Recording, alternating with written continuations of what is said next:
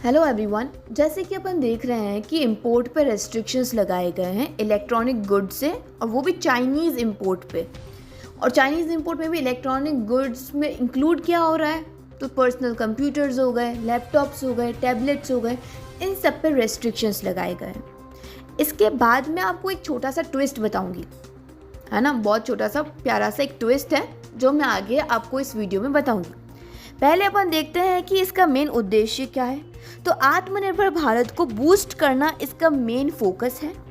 इसके कुछ immediate effects भी हैं, जैसे कि पॉलिसी का मेन फोकस है कि अब हम अपने रिलायंस को फॉरेन मार्केट से कम कर दें।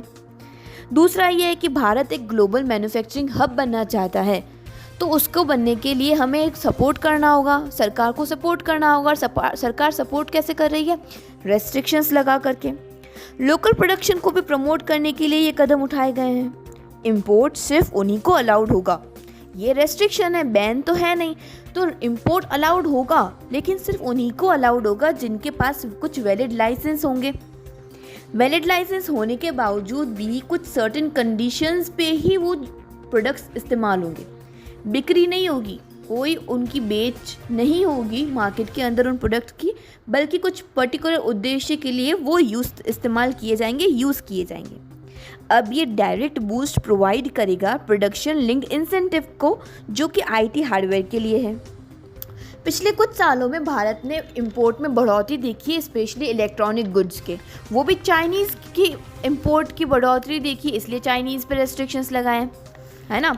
अब इसी साल देखा जाए तो अप्रैल से जून तक में इंपोर्ट का ग्राफ ऊपर ही गया है। इलेक्ट्रॉनिक गुड्स का इंपोर्ट $4.73 बिलियन से बढ़ करके $6.96 बिलियन तक देखा गया है ना। अब जिन ट्विस्ट की मैं बात कर रही हूँ आपको, वो ट्विस्ट है क्या? वो ट्विस्ट ये है कि पिछले कुछ महीनों में एक और न्यूज़ आई थी। अगर आपको ध्यान हो तो पिछले कुछ महीनों में एक और न्यूज़ आई थी, जुलाई के मंथ में न्यूज़ आई थी कि चाइना एक्सपोर्ट कंट्रोल करेगा गैलियम और जर्मेनियम पे, है ना। चाइना ने उस वक्त अनाउंस किया था कि वो एक्सपोर्ट कंट्रोल इम्पोज करेंगे गैलियम और जर्मेनियम पे, जो कि एसेंशियल मैन्युफैक्चरिंग सेमीकंडक्टर है। वो ऐसा सेमीकंडक्टर है जो मैन्युफैक्चरिंग के लिए इम्पॉर्टेंट है। और ये रेस्ट्रिक्शंस कब से स्टार्ट होंगे? स्टार्ट होंगे अगस्त 1, 2023 से। इसके एक्शन में क्या रिस्पॉन्स देखा गया?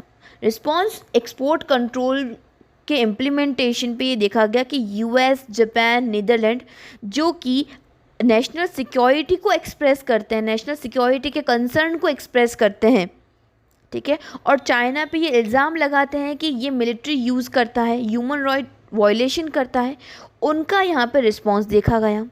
चाइना ने ये बोला कि हम ये एलिगेशंस जो है वो गलत है, और हम क्या करेंगे, हम एक्सपोर्ट कंट्रोल यहाँ पे इम्पोज करेंगे, और हमारा एम ये रहेगा कि ग्लोबल इंडस्ट्रियल और जो सप्लाई चेन स्टेबिलिटी है उसको सेव करना।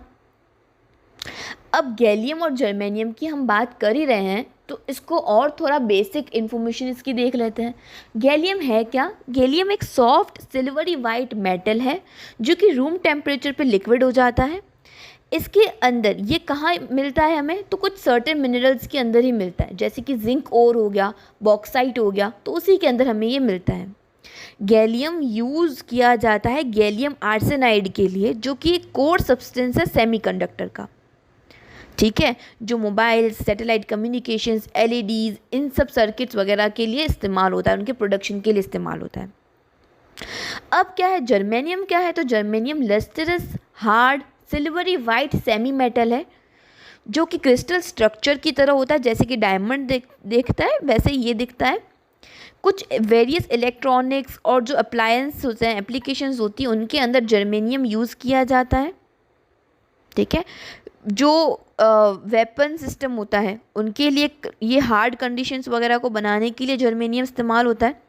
ऑलराइट, अब इसमें एक जो हैशटैग पॉइंट है, हैशटैग पॉइंट ये है कि गैलियम और जर्मेनियम दोनों ही इंडिया के जो recently released critical mineral list है, जो मिनिस्ट्री ऑफ माइंस के द्वारा रिलीज़ की जाती है, उसके अंदर देखने को मिलते हैं। और ये लिस्ट का जो जर्मेनियम और गैलियम का जो क्रिटिकल मिनरल है, ये सिर्फ इंडिया का क्रिटिकल मिनरल नहीं है, बल्कि यूरोपियन यूनियन का भी क्रिटिकल मिनरल है। अब इससे होगा क्या, तो चाइना डोमिनेट करेगा ग्लोबल सप्लाई, जो ये रॉ मटेरियल का ग्लोबल सप्लाई है उसको डोमिनेट करेगा। वर्ल्ड लार्जेस्ट प्रोड्यूसर है और एक्सपोर्टर है गैलियम और जर्मेनियम का चाइना। अब ये सारी बात मैं यहाँ क्यों कर रही हूँ, अब इसको हम करते हैं कनेक्ट। जैसे कि यहाँ पे हो क्या रहा है, यहाँ पे हो रहा है चाइना की बात हो रही है और इंडिया की बात हो रही है। हमने रेस्ट्रिक्शंस लगाए हैं चाइना के इलेक्ट्रॉनिक गुड्स के इंपोर्ट के ऊपर, लेकिन चाइना से रॉ मटेरियल तो इंपोर्ट हो ही रहा है अपने इंडिया के अंदर। अब जब चाइना इतना वर्ल्ड लार्जेस्ट प्रोड्यूसर है इन रॉ मटेरियल्स का, जिससे कि इलेक्ट्रॉनिक गुड्स बन रहे हैं और सेमीकंडक्टर जो एक मैन्युफैक्चरिंग के लिए बहुत इम्पॉर्टेंट मटेरियल है, वही वो एक्सपोर्ट कर रहा है, ठीक है। तो उन चीज़ों के साथ साथ वो रॉ मटेरियल तो एक्सपोर्ट कर ही रहा है इतना हाई अमाउंट में, बल्कि फिनिश्ड गुड भी उतना ही एक्सपोर्ट कर रहा है। अब सारी चीज़ें अगर हम इंपोर्ट ही करने लगे तो आत्मनिर्भर भारत या मेक इन इंडिया का क्या मतलब रह जाएगा।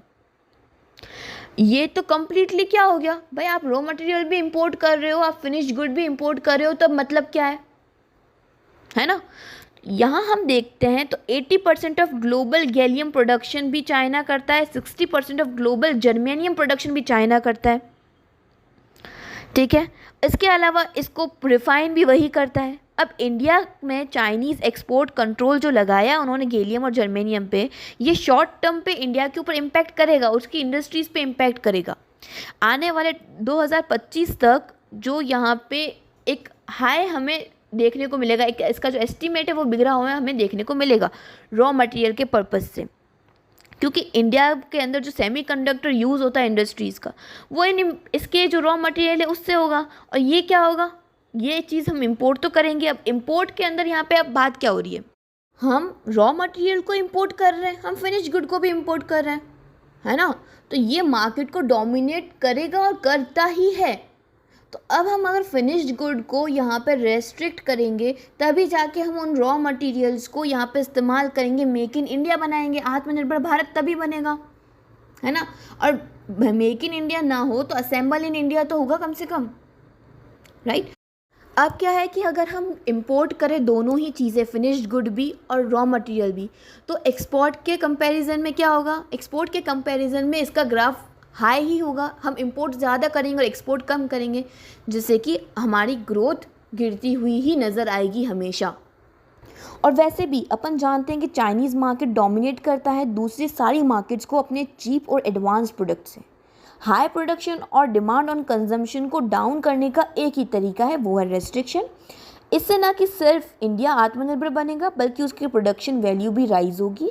और ये एक पॉजिटिव स्टेप देखा गया है सरकार का भारत की तरफ। आप एक एक्टिव सिटीजन हैं, अपने आसपास के लोगों को भी एक्टिव करें इस वीडियो को शेयर करके।